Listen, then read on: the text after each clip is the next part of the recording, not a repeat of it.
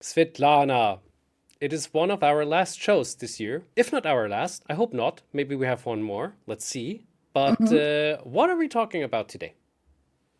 Today's game will be on the topic of initiative in the middle game. I thought that we have not seen Magnus Carlsen's games in a long time, and that he would be a great player to learn this skill of initiative from. So we will see his game against Giri from 2022, which featured a pretty unique middle game. I wonder what we cannot learn from Magnus. That's also It's true. like, yeah, let's go for it. Just I'm choose any curious. topic in Yes, Magnus exactly. Carlsen game. And I think Carlsen is a good choice for this topic. Okay, so the game starts with d4. Magnus was playing white. And first of all, the opening choice seemed rather solid. We got ourselves a Catalan with Hmm. g3 here. Then Giri played bishop e7, also a pretty calm line, and then took the pawn on c4. I have And to. Sorry, I'm so sorry. I have to interrupt you. I have to quickly plug. There is a Catalan chess-based training course just came out by Jan Verle. It's 14 hours long. oh my It's God. like the Bible of the Catalan, just for everybody who likes Catalan. Okay, let's continue. Yeah, that's perfect. Yeah. So I really wonder if he covers this move because on move 7, Magnus prepares a surprise. Ah, Well, basically, he added the Catalan to his repertoire during the World Championship match, where he played mostly the main line, which is Queen goes to C2. This is the most popular line. But Giri is a pretty good Catalan player on the white side as well. So maybe for this reason, he decided to surprise him a bit with a sideline. So other than Queen C2, there's also knight E5 that's common. There's also knight B to D2. But for a lot of these lines, there's sometimes this move B5. And so maybe for this reason, he goes knight A3. Immediately, what do you think about this move? let's take that knight and get an advantage. Well, it is that is kind of funky. Yeah, But I agree. yeah, if I would be the opponent, if I would have the grandmaster level of Anish Giri, I would probably know Yeah. this move. But Yes, yes, for sure. but It's nonetheless, I not so would bad. probably think a lot. Yeah, there's over 600 games played and it's still so it's not Oof. like a complete novelty, Mhm. but it does look funky, I agree. Although maybe if a beginner player plays it, you're like, ah, whatever. But if Yeah. Magnus plays it, you get concerned. I didn't know his theory that well. How lucky for me. Just take the knight. Great. Yes, and that's what he does, which is why I Hmm. said this middle game was a bit unique because of these pawns.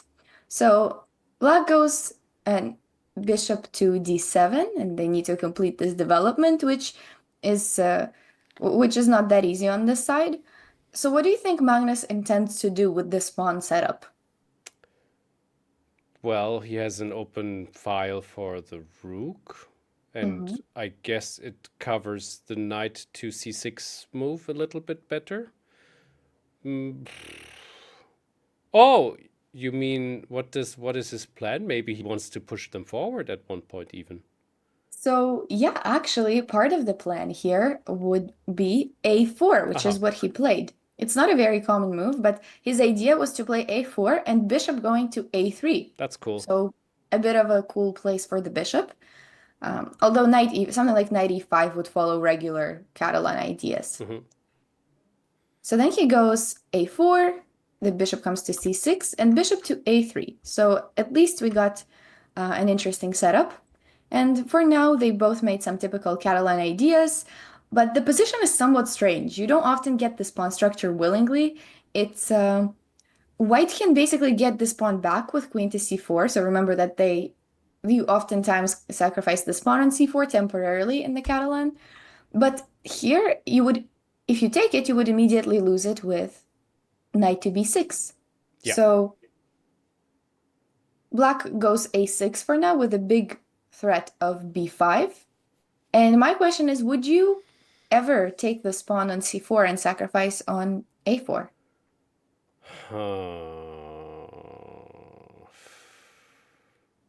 Yes. I like sacrifices. Okay. I think it is also unusual, I guess. Probably there is a bit safer way to play, but hey, come on. Let's just That's what take this Magnus one. played. Oh He yeah. took on c4. Yeah. Um, Also, things like A5 probably make some sense to get this sort of pawn structure. But then after all of this, it becomes super unclear. The pawn on D4 is also hanging, so you sort of have to choose which pawn you want, and then you probably are going to gain back one of them later and have some compensation. But yeah, and if you don't do anything, if you try to safely get this back, well, then this B5 is a problem. So you really don't want to allow this type of pawn structure. Hmm. So it was a good time to take it. And then he lured the knight to take on A4. Well, that's what I call a lure. Yeah, for sure. Like, how about you take my So, queen in the next move? Oh yeah. exactly. Yeah, well, it's that if the bishop took, then the C7 pawn is Yeah, hanging. So he's making the knight take. And then he screaming plays, for that. yeah, Yeah. and then he plays queen B3. So this is some really deep maneuvering by him. Personally, I think playing these positions down a pawn is kind of scary, but great players like Magnus are really good at cultivating this really small chances and creating initiative out of seemingly nowhere.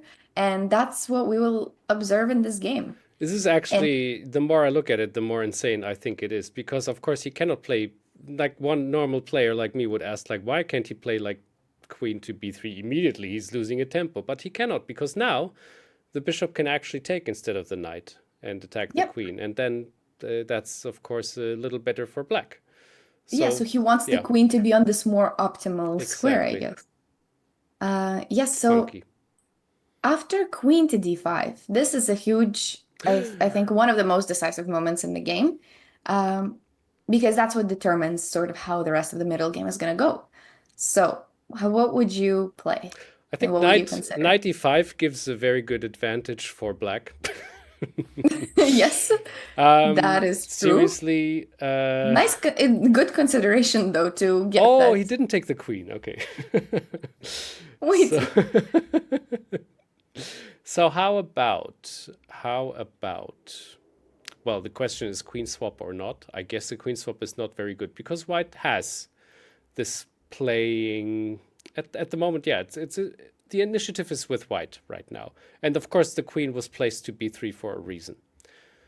Mhm. So I wonder what could be a good counter though, because I mean, do we move the queen a third time? Is that really the case? No. Hmm. Well, you could. Maybe let's say queen c2, then maybe black will play, I don't know, queen a5 or something And then and we go back again. doing fine. Okay, fair enough. So what else do we play? Maybe I'm thinking about tactics already, but I might be That's a wrong. good Oh, idea. huh. Okay, I'm thinking about rook takes c6, but I don't think it works yet. Because if the queen takes back, I mean, of course, the plan is if the pawn takes, we take the knight. But if the queen takes, then the rook comes to c1, attacking the queen one more time. But then the queen could go to b5. And now, do we get any advantage from this? And I do. Oh, okay, wait. Okay, there is something brewing up. I have the feeling sometimes that I know this game or I've seen it once before, but yeah. Um, You're very close. is it You're rook very close. c5? No, it doesn't make any sense. It's stupid. No, but I want, No. of course, I want to have this diagonal with the bishop, and I want to gain an advantage from it.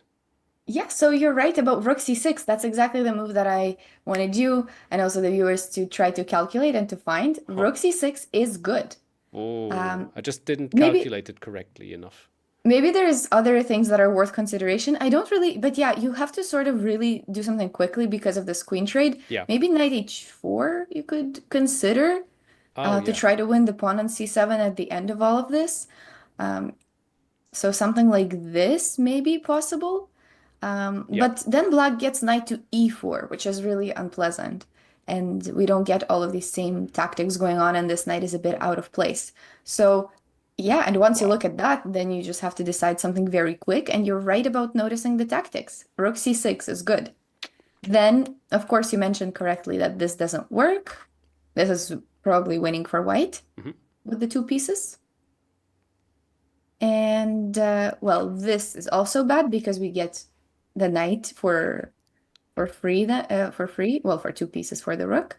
So queen to c6 is what we considered, and this is the moment where, yeah, you considered It's rook c1. I was far too complicated with rook c1 because of course now it's time to move the knight. Now there's no threat of checkmate anymore, I guess. Yeah, so knight to e5 is a Yeah. lot more natural to attack the queen like that. And queen to b5. So the queen was almost out of space here, but still finds the spot here on b5. And I think this is the most difficult moment about the previous decision, and that's exactly where you stopped, right? Um, Mm-hmm. Here, I think many people would have stopped without looking further, but that's probably what distinguishes a great calculation and understanding of initiative that Magnus has, is that he is like, well, let me actually look into this position, and that's what he does. So, how would you evaluate this position? Do you think like compensation exists, or would you still give a side like an advantage to black maybe? Oh, there is of course a compensation because now we have some force on those pawns.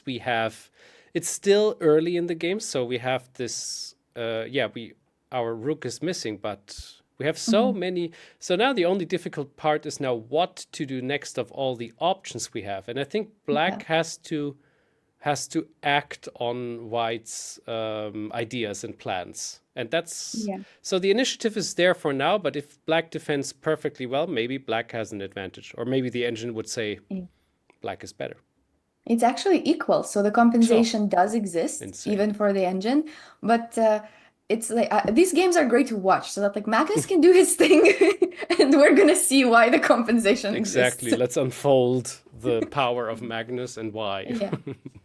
So yeah, Black has quite a few options, and this actually leaves him in a critical situation. This Queen C2 move that he played was really good because he threatens Rook to B1. Mhm. And yeah, if the rook and all these pieces get into this side of the board, then it will be even better. So black had to find something like knight to b6, not an easy move either, No. and give up this pawn with the idea of knight to c4. So a really interesting move. And this is where tactics work out okay for black, and this holds somewhat the balance in the position with even. Oh. Well, I get no, it's okay. 1 pawn for black, almost evened out. Hmm. So Black needed to look for something like that if he wants to, yeah, maintain some initiative as well. But he played knight to d5. Looks really normal and restricts that bishop on the long diagonal. But this rook to b1 now puts the queen in a really tough situation. There's He only one has to more go spot. queen to Yeah. a5. And yeah, I mean, I guess here we could think what should be played next. Yeah, the idea could be to just like nibble on some pawns. B7 looks tasty. It's not doesn't look poisoned.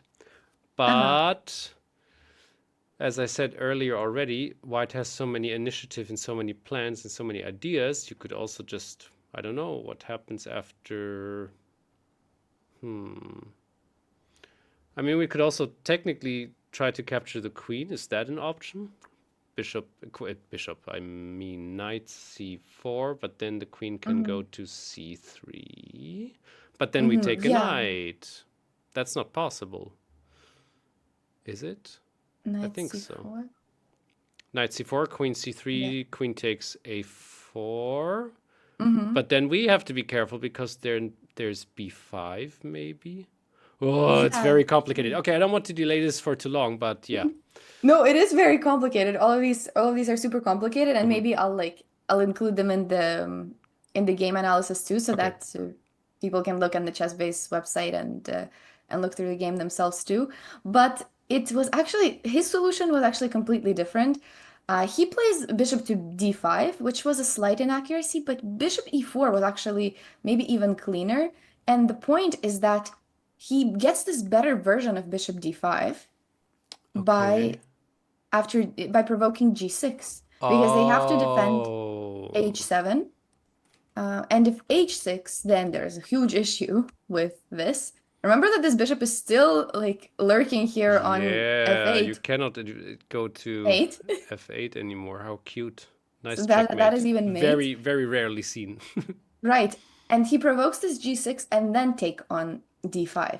So much more improved version than in the game because the f6 square is weakened and something like queen d5 can be met with queen to c7 with suddenly black's king being in really, really big danger. Hmm. So something like this is definitely very dangerous. But instead in the game he plays bishop to d5. So the rest of the variation we can also input, but he goes for this. And now Giri thought for a while here before making a mistake. Queen d5 was surprisingly possible because of queen here, which you think, oh, did he just hang a piece? Yeah. But then there's f6 and queen a2, and suddenly white's pieces are a bit loose, and black has a lot of pawns, first of all, and some b5 threats, some queen e2 threats. So it could have been, of course, white is still better, but yeah, just an improved version than what happened in the game. Hmm. So e takes to d5 is what occurs, and now you've wanted to take this pawn for a while, so Finally. he definitely does that. And then knight c3 was best, but it was tough to see because you don't want to allow bishop to No, b4. definitely not. It seems like this is why all of these top level games sometimes you think that these tactics exist, but this was this was also possible. But even this is I think is probably lost, even though the rook and they have a rook and pawn, but it's not enough compared to the two pieces. So instead he plays c5 to protect against maybe bishop to b4 threat, because that queen was almost getting trapped at this point. But now the 7th rank becomes the biggest problem of all. So after queen to f5, Yeah. suddenly the game is basically almost over. And now this was a pretty funny moment. So Giri plays queen to d8. It seems like they're just all hanging pieces, but that's really not true. So this move basically wants to defend the They're d5 pawn. such trolls. I know, just hanging Oh, I queens. see a checkmate. Yeah. If it's working. But knight to h6 is... Nah, well, you don't have to take. But if you would have taken knight h6, it would have been a That nice would have checkmate. been nice. Yeah, sorry. If we take the queen, then this gets taken, and this is not so clear actually anymore. And I think that white gets Oopsie, c4 looks yeah, strong. that would spoil it for white. So instead he takes this pawn first, and after queen to f6, you can try to find Can we the not... only winning move. So might not be too obvious. It's the only winning move here. Is it? Okay, Yeah. it looked obvious for me. Queen takes d5, but apparently That's not. the move that turns the tables. Oh With queen no! to with knight to c3. No! Don't turn the tables. And that's where white now Oh. has to force the draw. Okay. With Yeah. knight to h6 and then knight to f7. Gotcha. Yeah. Not that. Okay, so how else? Queen d5. Okay, tiny joke. I don't think this one is really easy actually. Okay, does it just help? I mean, if... Could white just think like, oh, I'm winning and I'll just swap knights, so queen g4? No. Swap knights? Oh, like take this knight for that Yeah. knight? But So it doesn't help we at all. swap something else, not the knights. We swap the queens, really. Yeah, surprising, right? Because of the knight going to h6 and the bishop Yeah. going to... Nah, it cannot go to b2. No, so it's But after c6, it can. yep. So that's the move. And I think it's not easy as well to actually do this and to swap the queens in such a position. But yeah, queen takes f6. You're totally right. So now knight d6 or knight h6 work. Mm-hmm. And c6. And once again, this is probably somewhere where most people would stop. And they're like, oh, well, Black has them exchange, and I don't know. But if you look just one step further, which is what I would encourage everybody to do in their own games as well, then you look at this position and you see that It's suddenly Black is doomed to passively wait, over. and the knight is just going to transfer to d6. And some more moves Okay. were played, but knight to d6, and that is just it. And there's going to be this exchange coming back to white, and after that, this c7 pawn is really strong. So what happened was king here, some more waiting moves were made, and then after this pawn was taken, here white is up 2 pawns, and Giri resigned. He knows Yeah. that Magnus won't let this one get away. Wow. That is a very fascinating game, I have to say. Yeah, it was. I thought it was a bit unique. Yes, absolutely. So that was what was the main idea in the middle game? The main idea was to sacrifice that first the pawn, then the exchange, and then to to build up your pieces to be on their best possible squares and build up this initiative. And I think for me the interesting part was that he always looked a bit further. Like he didn't just Yeah. discard the position that looked like he was down material, but he actually looked a bit looked into it a bit more and found some opportunities that I think is also an important skill to develop in yourself during the game to to not let go of a position too early if there's still some more possibilities. Absolutely cool. Thank you so much, Svetlana. Thank you, everybody, for watching. We see each other soon enough, as I said, maybe this year or next year. Bye.